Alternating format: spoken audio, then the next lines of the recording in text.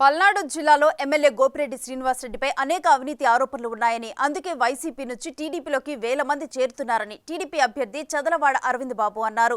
TDP గెలుపు తథ్యమని, TDP ప్రభుత్వంతోనే Narasaraopet అభివృద్ధి జరుగుతుందంటున్న Narasaraopet TDP అభ్యర్థి చదలవాడ అరవింద్ బాబుతో మా ప్రతినిధి Shiva face to face. Telugu Desam party Narasaraopet TDP అభ్యర్థి అరవింద్ బాబు మనతో ఉన్నారు. సార్ చెప్పండి, దాదాపుగా ఎన్నికల కోలాహలం ప్రారంభమైంది. ఇప్పటికే చాలా మంది టీడీపీలో చేరుతున్నారు. దీన్ని ఏ రకంగా తీసుకున్నారు? ఇవాళ నర్సరావుపేట పల్నాడు జిల్లా నర్సరావుపేట అసెంబ్లీ సెగ్మెంట్లో మరి యుద్ధ వాతావరణం వచ్చింది. చాలా ఉత్సాహంగా పండుగ వాతావరణంలో ఇవాళ ఎలక్షన్ చేసుకుంటున్నాం అందరం కూడా. ఎందుకంటే వైసీపీ ప్రభుత్వం వచ్చిన 5 ఏళ్ల నుంచి కూడా మరి అవినీతి దుర్మార్గాలు మయమైపోయింది. కాబట్టి ప్రజలందరూ కూడా మరి దీపావళి చేసుకుంటే నరకాసురుడిని ఏ విధంగా వధిస్తామో ఆ విధంగా సంతోషంగా ఉన్నట్టుగా ఇవాళ ప్రజలు ఉన్నారు. ఎందుకంటే ఎలక్షన్ కోడ్ కూడా వచ్చింది కాబట్టి ఈ వైసీపీలో ఉన్న నాయకులు, ఎమ్మెల్యేలు కానీ పోలీసులు కానీ మమ్మల్ని ఏం చేయలేరు, మమ్మల్ని ఇబ్బంది పెట్టరనే ఆలోచనతో ఇవాళ ఉన్నారు. అంటే 5 ఏళ్లుగా ప్రతి అడుగు భయంతోనే వేయాల్సి వచ్చింది. ప్రతి నడక, ప్రతి నిమిషం కూడా భయంతో గడపాల్సి వచ్చింది. కాబట్టి ప్రజలు నిజంగా సంతోషంగా ఉన్నారు. ఎప్పుడు ఎలక్షన్స్ పెడదామా, తెలుగుదేశం పార్టీ ఉమ్మడి అభ్యర్థి అరవింద్ బాబుని గెలిపిద్దామనే ఆలోచన ఉన్నారు. తప్పనిసరిగా ఇవాళ వలసలు మొదలైనవి. వైసీపీ నుంచి నాయకులు, కార్యకర్తలు చాలామంది మరి తెలుగుదేశం పార్టీలో చేరడానికి వలసలు మొదలైనవి. వైసీపీ పతనం చివరి దశలో ఉంది. తప్పనిసరిగా రేపు రాబోయే కాలం ఉమ్మడి ప్రభుత్వం టీడీపీ, జనసేన, బీజేపీ తప్పనిసరిగా ప్రభుత్వాన్ని ఏర్పాటు చేస్తాయి. నర్సరావుపేట గడ్డ మీద 20 ఏళ్ళుగా జెండా ఎగరలేదు టీడీపీ జెండా. ఆ జెండాని ఎగరేయడానికి ప్రజలు సిద్ధంగా ఉన్నారు. మరి ఇటువంటి పెద్ద పెద్ద నాయకులు, అదేవిధంగా మహిళలు అందరూ కూడా మరి ఈ కార్యక్రమాన్ని విజయవంతం చేయడానికి సిద్ధంగా ఉన్నారని చెప్పి మీడియా ముఖంగా తెలియజేస్తున్నాను. బిగ్ టీవీ వాళ్ళకి నా ధన్యవాదాలు. సార్, జగన్మోహన్ రెడ్డి ఒకటే చెప్తున్నాడు, నా ఎస్సీ, నా ఎస్టీ, నా బీసీ అన్నారు. మీకు బీసీ నేతగా ఏం చెప్తారు దీన్ని? ఇప్పుడు మీరు ఎన్ని చెప్పినా కానీ ప్రజలు ఎలక్షన్స్ వచ్చేటప్పటికి ఒక కులాన్ని, మతాన్ని, డబ్బులు చూడరండి. మనం ఎస్సీ కావచ్చు, బీసీ కావచ్చు, లేకపోతే ఓసీ కావచ్చు, ఏదైనా కావచ్చు, నిల్చున్న క్యాండిడేట్ ఒక నీతి నిజాయితీ ఉందా లేదా చూస్తారు. ప్రజలకు చేరువుగా ఉంటారు లేదా చూస్తారు.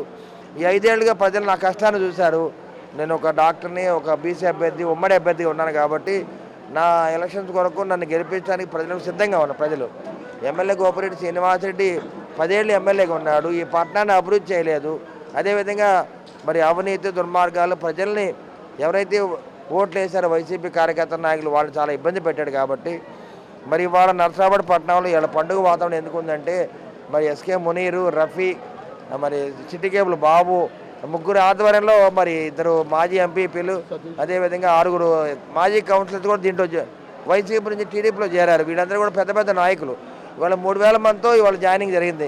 ఇంత ఎక్కువ మొత్తంతో జాయినింగ్ జరగడం ఇవాళ నర్సరావుపేట ఇదే ప్రథమం. మేము వారిని గౌరవించుకుంటాము. అదేవిధంగా ఈ ప్రజలను మనం కాపాడుకోవాలి. సో ఇది మొత్తం మీద చూసుకుంటే గత 5 సంవత్సరాల కాలంగా నరసరావుపేటలో ఏ అభివృద్ధి చేశారో ఖచ్చితంగా గోపిరెడ్డి చూపించాలంటున్నారు. ప్రస్తుతం అంతా విజయ్ కుమార్. సార్ చెప్పండి, గతంలో మీరు కాంగ్రెస్, టీడీపీ, మళ్ళీ వైసీపీ నుంచి వచ్చారు, అంటే ఎందుకు మారాల్సి వచ్చిందండి? గత 50 సంవత్సరాల నుంచి మా నాన్నగారు కాంగ్రెస్ పార్టీ, 50 సంవత్సరాలు ఉన్నారు ఆయన. 20 సంవత్సరాలు మన్నయ్య పనిచేశాడు. 30 సంవత్సరాలు నేను పనిచేశాను. అనుకోకుండా 2009లో పెరంపీలో పిఆర్పి చిరంజీవి గారు నన్ను పిలిచి ముందు రోజు బీఫారం ఇచ్చారు. సర్వే చేసుకొని విజయ్ కుమార్ అయితే గెలుస్తాడని. నేను కూడా అప్పుడు కాసు, కోడెల ఈ 2 పర్వతాలు ఎట్లా పోటీ చేయాలని భయపడ్డాను. అయినా మా ముగ్గురు అల్లుళ్ళు నువ్వు తీసుకో, ఏం పర్వాలేదు, గెలిపోవడం వల్ల తర్వాత సంగతి అని చెప్పారు. తీసుకున్నాను. బీఫారం తీసుకొని రాత్రి 8ంటికి తీసుకున్నాను. తెల్లారుజామున 5ంటికి వచ్చాను. ఇంటి దగ్గర నుంచి బయలుదేరుతుంటే నామినేషన్ ఎవరు లేరు. మనసులో బాధపడ్డాను. కానీ కోట సెంటర్కి వచ్చేసరికి మా కాపు సోదరులు, ఆర్య సోదరులు, ఈ 30 సంవత్సరాల నుంచి పనిచేసిన ఎస్టీ, ఎస్సీలు, మైనార్టీలు, ముస్లిం సోదరులు అందరూ ఊరేగింపుగా వచ్చేవరకు విజయ్ కుమార్ గెలుస్తాడని ఆ రోజుల్లో 5 ప్రభాకర్ రెడ్డి గారు కూడా గెలుస్తాడని చెప్పడం జరిగింది. చిరంజీవి గారు కూడా నువ్వు బయలుదేరి వచ్చేసి రిసార్ట్స్కి అన్నారు. నేను ఎక్కడికి పోరండి, గెలిస్తే మీ దగ్గరే ఉంటానని చెప్పాను. తర్వాత చిరంజీవి గారు కాంగ్రెస్ పార్టీలో చేరారు.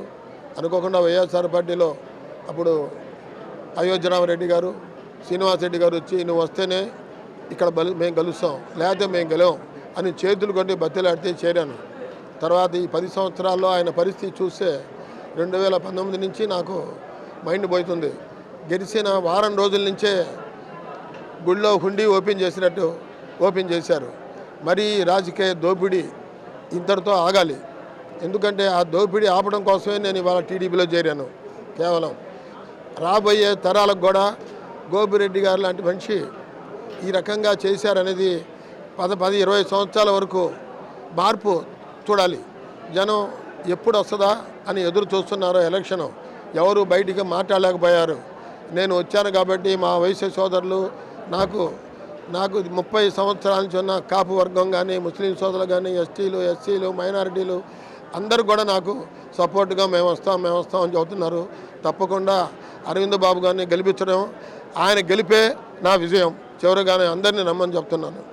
సో ఇది మొత్తం మీద 5 సంవత్సరాల కాలంలో అభివృద్ధి జరగని నరసరావుపేటని రానున్న రోజుల్లో అభివృద్ధి చేసి ఖచ్చితంగా నరసరావుపేట అంటే ఇలా ఉండదా చేసి చూపిస్తానని చెప్పి అరవింద్ బాబు అంటారు.